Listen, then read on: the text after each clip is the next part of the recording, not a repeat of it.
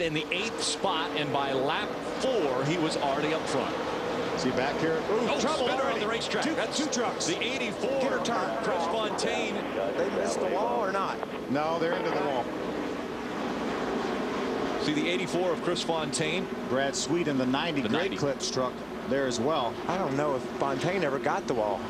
I don't know if Sweet did either. I don't think. If that's a mark on the wall there or not, I'm not sure. Michigan did a great job of paving all that back there years ago. That was grass, and when cars or trucks got into that grass, it was a mess. Now they just went for a long slide, flattened their tires, but I don't believe either one of those trucks got any damage. I remember Johnny Benson coming here in his first ever nationwide race getting upside down. Take another look at what just happened. Look, top of your screen, that's the 90 of Brad Sweet. He gets together with the 84. He just passed another truck, and they got together with the 84. See, they're going to look at that synchronized spinning. Wow, we've seen that before. It's an Olympic event, or or a Kansas event. Just check it out. What happens is Sweet had some momentum coming off the second turn, had his wheels cut hard to the left, trying to lay off of Fontaine, got loose. The back end came around, and away they went. I'm going to call that an 8 in synchronized spinning. What about the Russian judge, Mikey? He gave him a 4. Those Russian judges are tough. And so they stop. A little bit of contact there for Brad Sweets. And that brings out our first caution, and it was on lap 4. He just skinned his paint a little bit. That's it. Right over there, just a tiny bit of contact. While all that was happening at the back of the field, Kyle Busch is out front leading at Michigan. He needs a good run. After 8 races, we got a blown engine. 46 of Chase Austin. What a tough break. So optimistic coming in here. Krista talked about him with Walgreens, and there's the caution. Racing for a cause, and unfortunately looks like it's going to be a short day for Chase Austin. In the pit stall, the only issue they're having, possible radio issues. He said get another radio ready just in case. Ray? Definitely going to get fuel only for Kyle Busch. They were talking about doing an air pressure adjustment for sure. Matt Crafton said he's very happy with the performance of his truck, and for Ron Hornaday, they're going gas only this time too. They wanted to do a track bar.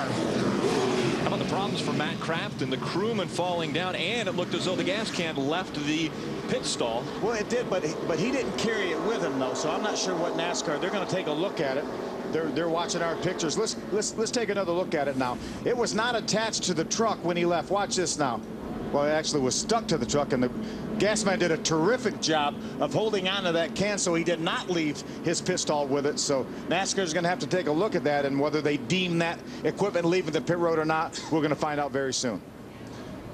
You see the crew guys are holding the truck back so that Hornaday doesn't roll forward while they're trying to fuel it up. Makes the pit stop a little bit faster. But something went on over on the right rear with the inspector. Did you see that, Phil? I did. I'm not sure exactly what that was about.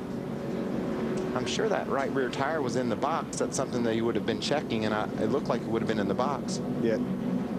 Oh, they changed their air pressure? We're hearing? That's what we're hearing, that he's going to have to come back in. That would be a way to get that thing tightened up a little bit, take a little bit of air maybe out of that right rear tire, and perhaps that's what they were trying to do. You know, there's a right front air pressure minimum, so I don't know if it's a situation that you can hear the official right there saying they cannot change the pressure, and the other official was nodding his head yes. Okay, but just clarify this. We talk about air pressure adjustments all the time. Is it that they can make the adjustments prior to bringing the tire over the wall? On the tires that they put on the truck. But the ones that are on the right front have to meet a certain amount of pressure, Rick. Therefore, you can't be adjusting them once they're on the truck, because you could go below that without the official being able to see what you're doing. But it looked like they were working on the right rear. We see again the 33 of Ron Hornaday back on pit road. He has been told to come back to pit road because of making that air pressure adjustment.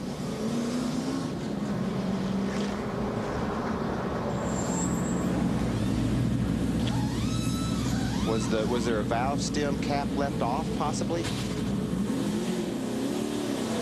That could have possibly been it. These trucks are required to have a valve stem cap on each wheel. What are you trying to do, Doug? Tell us. We're hearing that they can adjust the pressure on the cold side of pit road, which is out towards pit wall, but not on the hot side, out on the right side of the truck. We'll be back for the restart for the VFW 200 from Michigan. And we're hearing that some of our camera operators up on the roof of this facility. On the backstretch. And there you have it. Raining hard on the backstretch. Krista. Yeah, I can update you guys on the weather, at least down here at pit in, down towards turn 4. A few sprinkles, some of the teams covering up some things here on pit road, but it's really not bad. And it actually, as soon as it started, it's almost like it ends. So the track is actually fine. This is a 2-mile racetrack, though, so, you know, halfway across to the entrance of turn 3 is pretty close to a mile away from Krista. And obviously, NASCAR and the drivers are reporting some moisture, pretty heavy moisture over there, and thought it'd be time to throw the caution flag. Yeah, Wayne Otten, our series director, is in our next booth, and he just motioned over here that in fact that was for rain. So that precipitation that I mentioned wasn't going to happen today is happening. Well, it is hot and sunny down here. The humidity has gone up, the temperature has gone up, and the racing pace has gone up for that 3 truck. How good has that thing been today? It's really good. They made a great adjustment after the first stop, and you know, I wish the rain wouldn't have came out or waited a little bit longer, at least to 50. And we got a good truck. I got something in my eye after they put the speedy dry down, so I got to go work on that right now. Okay, we're going to let him go work on that because they've been trying to wash out his right eye here a little bit, and he said he really needs to get a mirror so they can try to see what that little bit of speck of dust is. So Austin Dillon will take care of that. And we always talk about when it rains, did we lose the track? Well, it didn't rain very hard here, and we haven't seen the jet dryers actually get back out onto the track yet.